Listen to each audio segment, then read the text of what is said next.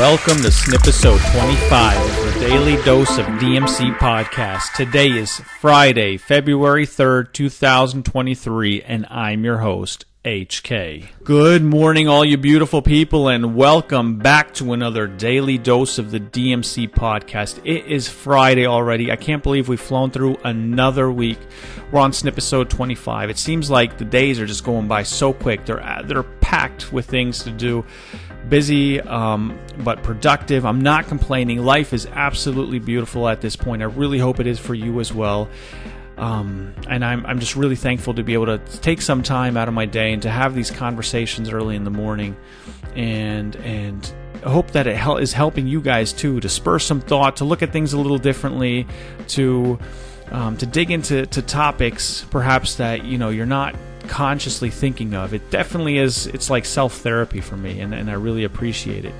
And I figured to myself, let's end this week by talking about stress, because we talked about the mayonnaise jar, we talked about strategically innovating ourselves, we talked about the importance of sleep. Yesterday we flew through time management, and I shared a few thoughts on how I master priorities, which ultimately gives me a peace of mind and focus, because I know that a majority of my time is efficient, is productive, it's effective, and ultimately it's a progress from my personal agenda, as weird as that sounds, but that's how I go about it. And I figured let's just close off with stress, because like all things, stress is eminent in our lives, but there needs to be a balance in everything, in all these things that we're going through, all the topics we're actually looking at and we're discussing here, just like yin and yang, good and bad.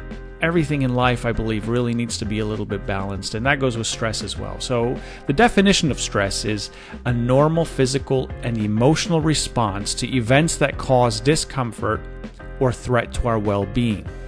And so, I mean, that's the definition. And there's two types of stress. There's acute stress, which is short-term stress, and that usually goes away after some kind of event. And then you have logically chronic stress, which is stress that persists over a longer period of time. And like I said, stress is not always bad, but I think it's that, just like all these topics, it's important to understand it in order to effectively manage it, because stress is just a natural response to challenging situations that we face on that day-to-day basis, whether at our workplace, whether at home, whether you're outside somewhere in your sports team, anywhere. Yes, those situations just come up, but luckily our bodies are designed to respond to stress. And how do we do that? We do that naturally by releasing hormones. Yeah, you have cortisol, you have adrenaline. Those are things that help you respond to certain dangers, or it helps you to perform at your best. That's the fight or flight response, and we've discussed this in a previous Snipisode. But I just find it important to reiterate and to understand those basic things, because once you understand it, you can effectively manage it and see how to avoid stress on a day-to-day. Whereas the second type of stress, so that's, to me, is more acute stress. But the second type of stress, chronic stress, is definitely it's going to have negative impacts if you're living your life that way. Acute stress is helpful, like I said, in many situations. But if you're under constant stress, that chronic stress, it's definitely going to have negative impacts on both your physical health, on your mental health. Lots of studies show, the higher risk of heart disease and depression and anxiety. And the thing is, we all experience stress differently, and the way we respond to stress is unique to all of us, to each individual. I respond differently than you respond differently in other situations, just like anything else in life. But again, I really believe that how we do that, how we manage our stress, is really influenced by various factors. And those factors are things like our upbringing. How are we raised as children, our life experiences, those situations that we go through, and then of course our personality as we develop as children into teens, and then into young adults, and then adults, and how we go about and how we're taught to manage that. And I really want to look at that and have us understand that, because stress really can have a cumulative effect. If chronic stress and that cumulative effect on your health and well-being, it's going to be important just to take steps to be able to manage that. And that's so important to maintain that healthy lifestyle. There is no one size fits all in this kind of discussion. or approach to stress management. Yeah, you need to experiment and play around with different strategies and really find out what works best for you. Like I said, it might not be the best thing for me, but what works for you. But there's a lot of just common stress management strategies, that we're going to cover in just a second. But first of all, how do we recognize the symptoms of stress? So you have physical symptoms, so like things like headache, muscle tension, pain, fatigue, change in appetite, your sleep patterns. Those are all physical symptoms potentially of stress. And, those things overlap with a lot of symptoms of a lot of different kinds of things. And then you also have emotional symptoms like anxiety or irritability, so depression, mood swings, and the list can go on. Yeah, so those are kind of the two areas that we're looking at when we're talking about stress. And then those things are triggered, so you need to have some techniques. And what are those techniques? It's a lot of common sense. So you have exercise.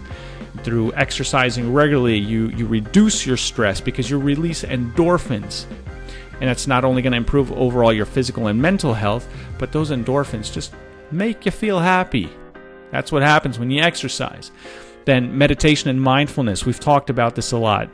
If you practice mindfulness and you meditate, it's really going to help you become more aware of your thoughts and your feelings, and that is going to reduce stress levels. As odd as it sounds, there's a lot of people that I know that are very jiggly. I'm like that as well. I had phases in my life where I meditated a lot, very mindful. I'm trying to get back into it on a regular basis, but to me also, meditation is when I'm up on that mountain and just looking out across the seaside for 10 minutes, just me and myself and I. And, even if I'm hiking with others, and it's just absolutely fascinating.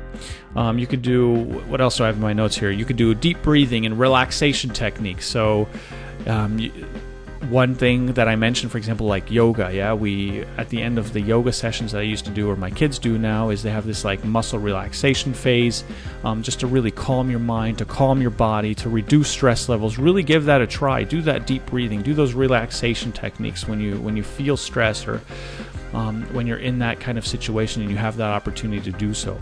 Then, like what we talked about yesterday, time management. Effectively manage your time, guys. It's if you can manage that and not procrastinate, another topic we talked about, then you're really going to be able to prioritize your tasks. You're going to reduce your workload. You're going to really just feel more in control of your life. And I can give you guys a very personal example. There was a phase in my life when I was in management, and I was working a lot, working nonstop, doing a lot of things from Excels and presentations and communications, managing a team, etc. And I was just like on the get-go. I was on fire, but at the same time and I loved it. Yeah, that stress. But after several weeks, or even months, I believe, I asked my wife, I just got bloody nose after bloody nose until, I was just a lot of symptoms. I could feel it, physically, even though I was exercising. I was eating pretty decently and whatnot. And at one point, I remember like pulling out, I was in the middle of a meeting, virtual meeting, because I was working from home that day, and I was pulling out, this is a little visual now, so apologies, but I pulled out this bloody worm out of my nose. It was fairly thick. It was probably around, I don't know, I would say 7, 8, 9 centimeters long, and I went into our bathroom in that room because it was our work room, and we had a bathroom, and I went in there. My wife heard me. She came, and she's like, "What is going on?" And then she said, "This is it. You got to like really start changing certain aspects of your lifestyle here." And I said, that's when it hit me. As dumb as it sounds at that period, that I really needed to do something about managing my stress. As much as I love that environment to keep me progressing and moving and pushing forward. Yeah. So healthy lifestyle. Yeah, that includes as well, like I said, eating habits, adequate sleep, and whatnot. So that was just a personal example that really shifted me. Like I said, I was doing a healthy lifestyle, except just accumulating that stress. So how do you manage that stress? Those are a couple techniques. How do you manage it? So first, you got to identify the stress triggers. That can be anything from work-related stress to relationship problems, financial difficulties. once you understand what triggers your stress areas, you can manage those triggers better. That's what it's about when it comes to stress. It's just managing those triggers. And as odd as it sounds, you're not going to get from one situation to the next. If you're having financial problems, avoiding your finances is not going to help you manage those triggers. It's not going to help you manage that trigger, and it's not going to help you manage stress better in your daily life. Yeah? You got to look at it from a common sense perspective. Balance, guys. Balance is everything. And then you got to act accordingly. Yeah. And then secondly, you can seek support. I talk about this a lot, from family, from friends, whatever, a professional therapist if need be. But that's going to help you manage stress and improve your overall mental health as well. When you have that support, those people around you that are actually supportive in your day-to-day environment. So let me just give you another example just to make that a little bit more clear. So let's say you're feeling overwhelmed at work, yeah, and you recognize that stress is really starting to affect your physical health, your emotional health. So all you got to do, this is the steps I would take, is just regular exercise, go for a walk, go cycling, do yoga, whatever it is, that's going to start helping reduce those stress levels. Then you got to do mindfulness. Yeah, meditate. Just meditate. Like I said, small increments every day. If you've listened to that Snipisode around mindfulness, what I talk about is that pattern of just starting small. If you can't just sit and meditate for 10 minutes, do it for 30 seconds. The next day for 45, do it for a minute. Just find that calmness in your mind and reduce your anxiety levels. Use deep breathing techniques that I mentioned above in that. And then to me, in the next step I would do is like creating my to-do list, going over prioritizing my tasks, managing my workload, and those kind of things just to be more effective in my day-to-day. And then ultimately just making time for those activities that you enjoy.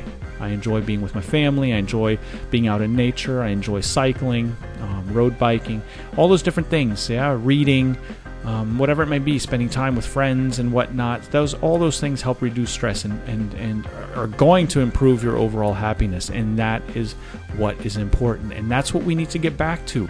We live in a society that demands so much of us. Work from home now, don't work from home. The whole situation of everything going on financially, economically, from a health perspective and whatnot. There's so many things that can just be triggers, but we need to walk away from that fear, and we need to walk towards our own overall happiness without being selfish. And that's where I want to get to my last point, and that's long-term stress management. You got to really just develop those healthy coping mechanisms. Things that we've been talking about on the DMC, journaling, talking to people, worst case scenario, seek professional help. That's what's going to help you manage those stress levels for the long term. So develop those healthy coping mechanisms. Secondly, what we're doing right here, cultivate that positive outlook. Every morning, we want to start the day with positivity. Don't grab your phone first thing in the morning and look at the news or your latest Twitter account or whatnot. Just cultivate that positive outlook each and every morning. Focus on the good things in your life. That's what's going to help you reduce stress levels and improve your overall happiness as you start into the day. But you got to cultivate that also, not just in the mornings through, for example, the daily dose, but in your day-to-day life, that gratitude. We've talked about that as well. And ultimately, number 3 that I have listed in my notes is just learning to let go of things that are outside of your control. If you can learn to let go of things, and this is something I've had to do a lot as well. I'm not a control freak. I do think that sometimes I have that mentality. That's how I was raised, I guess, of, we get things done, hands on, whether it's building something, doing something, creating something. Sometimes I feel like, okay, I can do it best. But something I've learned over the years growing, especially in management, is, through delegation and whatnot, and mentoring people, being mentored, so a mentee, is just to let go of certain things and understand that not everything is within your control. Some things are outside of your control, and you got to accept that. You can't always change every situation. And once you understand that, that is also going to help in reducing stress levels and just your overall well-being. And that can be anything. So I can give you an example. But for time's sake here, let's just jump into the closing here. So again, stress management is a really important aspect of just well-being overall. The triggers in our day-to-day lives that cause that stress. But there are many techniques, there's many strategies. We just discussed a couple of those. We just flew through some. That's what's going to help you reduce stress, and I really believe improve yours and mine, mental and physical health. Because if we can reduce those symptoms of stress and really just develop those healthy coping mechanisms we just talked about, we're really going to have a positive outlook, because we know the things that trigger us and how to avoid them, or how to work with them, that yin and that yang, the good and that bad, and then we'll really be able to reduce our stress levels. And that's going to lead, ultimately, guys, to a happier, healthier life. So that is my Friday morning topic, Snipisode for today, guys. I really appreciate you listening in this week. Thank you so much. Subscribe if you're on YouTube. Please hit that like button. Would really appreciate that. Hit me up. I would really love to have your feedback as well. I've actually heard from some people, and I really appreciate that as well, having that conversation with you guys in real time as well. So have an amazing weekend. That being said, stay dedicated, motivated, committed all day, every day.